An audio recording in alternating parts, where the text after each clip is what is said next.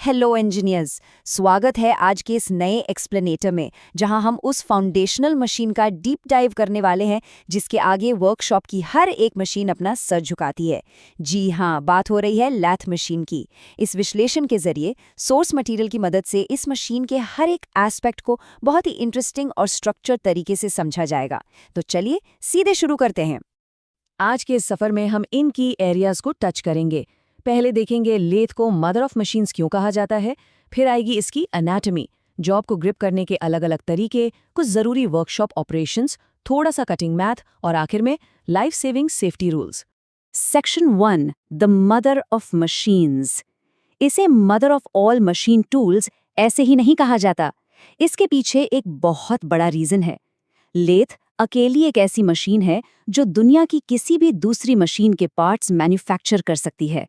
यहाँ तक कि ये खुद अपने यानी एक लेथ मशीन के पार्ट्स भी बना सकती है। कमाल की बात है ना? इसका फंडामेंटल वर्किंग प्रिंसिपल बड़ा ही बेसिक पर ब्रिलियंट है। इसका गोल्डन रूल है, वर्कपीस घूमता है और टूल आगे बढ़ता है। एक स्ट्रॉन्ग चक में जॉब को होल्ड करके तेजी से रोटेट किया जाता है और ठीक उसके सामने एक सिंगल पॉइंट कटिंग टूल लाया जाता है। ये टूल मटेरियल में पेनिट्रेट करके घूमते हुए जॉब से चिप्स के रूप में मेटल को रिमूव करता है। बस इतना सा कॉन्सेप्ट है इसका।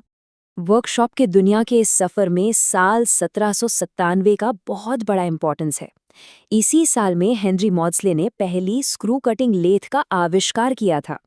देखा जाए तो इस एक आविष्कार ने औद्योगिक क्रांति यानी मॉडर्न इंडस्ट्रियल रेवोल्यूशन की पूरी नींव रख दी थी।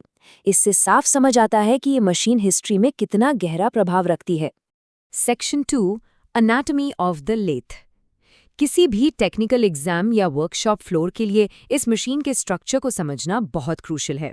चलिए इसको इसके 4 मेन स्ट्रक्चरल कंपोनेंट्स में तोड़कर देखते हैं। लेथ के स्ट्रक्चर में सबसे पहले और सबसे नीचे आता है इसका बेड। ये एक सॉलिड फाउंडेशन है जो हेवी कास्ट आयरन का बनता है। क्यों? क्योंकि इसमें हाई कंप्रेसिव स्ट्रेंथ होती है और ये हेवी वाइब्रेशंस को बड़ी आसानी से अब्जॉर्ब कर लेता है। इस बेड के लेफ्ट साइड में हेड स्टॉक फिक्स होता है। ये ठीक एक पावर हाउस या मशीन के दिमाग की तरह काम करता है, जिसमें मोटर और स्पिंडल सेट होते हैं जो अलग अलग स्पीड पर मशीन को पावर देते हैं। अब बेड के ठीक राइट साइड पर चलते हैं। यहाँ एक और इम्पॉर्टेंट पार्ट होता है जिसे टेल स्टॉक कहते हैं। इसके 2 मेन फंक्शंस होते हैं, सपोर्टिंग और ड्रिलिंग। ये ईजिली बेड पर स्लाइड कर सकता है। जब भी वर्कपीस बहुत लंबा होता है तो ये लाइव और डेड सेंटर्स के बीच उसे बेंड होने से सपोर्ट करता है। और हाँ, इसमें ड्रिल बिट या रीमर लगाकर होल बनाने वाले ऑपरेशंस भी आसानी से होते हैं। इन दोनों एंड्स यानी हेडस्टॉक और टेल स्टॉक के बिल्कुल बीच में मूव करने वाला पार्ट कैरिज कहलाता है। अगर इसको बॉटम से टॉप तक लॉजिकली समझा जाए तो ये 5 हिस्सों से मिलकर बनता है। सबसे पहले बेड के ऊपर सैडल, फिर उसके ऊपर परपेंडिकुलर मूव करने वाला क्रॉस स्लाइड, उसके ऊपर किसी भी एंगल पर सेट होने वाला कंपाउंड रेस्ट, फिर सबसे ऊपर टूल पोस्ट जहां एक्चुअली टूल बांधा जाता है, और आगे की तरफ लटकता हुआ एप्रन जिसमें ऑटो फीड के सारे गियर्स छुपे होते हैं। ये पूरा एक कंप्लीट सेटअप है। Moving on to section 3, gripping the job. देखिए, कोई भी कटिंग ऑपरेशन तब तक शुरू नहीं हो सकता जब तक वर्क पीस को मजबूती से क्लैंप ना किया जाए। इसके लिए कुछ स्पेसिफिक वर्क होल्डिंग डिवाइसेस होते हैं। एक परफेक्ट जॉब के लिए राइट चक का चुनाव बेहद जरूरी है। अगर 3 जॉ चक और 4 जॉ चक की तुलना की जाए तो 3 जॉ चक एक यूनिवर्सल चक है। बस एक की घुमाइए और इसके तीनों जॉज एक साथ सेंटर की तरफ आते हैं। ये फास्ट है और राउंड या हेक्सागोनल जॉब्स के लिए बेस्ट है। दूसरी तरफ 4 जॉ चक कंप्लीटली इंडिपेंडेंट है। इसमें हर जॉ को अलग अलग टाइट करना पड़ता है। हाँ, इसमें सेटअप टाइम ज़्यादा लगता है पर इसकी ग्रिप मैक्सिमम होती है, खासकर अगर शेप स्क्वायर या इरेगुलर हो। इन स्टैंडर्ड चक्स के अलावा कुछ और स्पेशलाइज्ड डिवाइसेस भी वर्कशॉप में दिखती हैं। जैसे छोटे राउंड रॉड्स के लिए कॉलेट चक एकदम स्टैंडर्ड है, क्योंकि वहाँ बहुत ज़्यादा एक्यूरेसी और स्पीड की ज़रूरत होती है। लेकिन मान लीजिए जॉब का शेप इतना अजीब है कि वो किसी चक में फिट ही नहीं हो रहा। ऐसे सिचुएशंस में फेस प्लेट और एंगल प्लेट काम आते हैं। ऐसे एक्सट्रीम ऑड शेप्स को सीधे एक बड़ी सर्कुलर प्लेट पर नट बोल्ट की मदद से क्लैंप कर दिया जाता है। सेक्शन 4, की वर्कशॉप ऑपरेशंस। एक बार वर्क पीस अच्छे से सिक्योर हो गया तो फिर एक्चुअल प्रैक्टिकल ऑपरेशंस को देखना किसी भी इंजीनियर के लिए एक ट्रीट होती है। टर्निंग और फेसिंग दोनों बहुत आम ऑपरेशंस हैं, पर इनमें एक फंडामेंटल फर्क है। टर्निंग प्रोसेस में टूल को चक की तरफ पैरेलल मूव किया जाता है, जिससे मेटल पील ऑफ होता है और डायमीटर कम हो जाता है। जबकि फेसिंग ऑपरेशन में हम क्रॉस स्लाइड का यूज करते हैं और टूल को परपेंडिकुलर मूव करते हैं। इससे जॉब की टोटल लेंथ कम होती है और एंड बिल्कुल क्लीन और फ्लैट हो जाता है। अब हर बार शेप सिलेंडर हो ये जरूरी नहीं।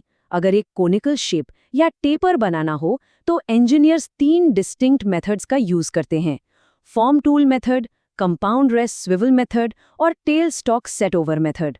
हर मेथड का अपना अलग सेटअप, लॉजिक और स्पेसिफिक यूज केस होता है।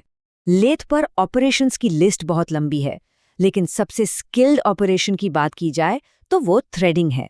नट और बोल्ट पर थ्रेड्स यानी चूड़ियां काटना।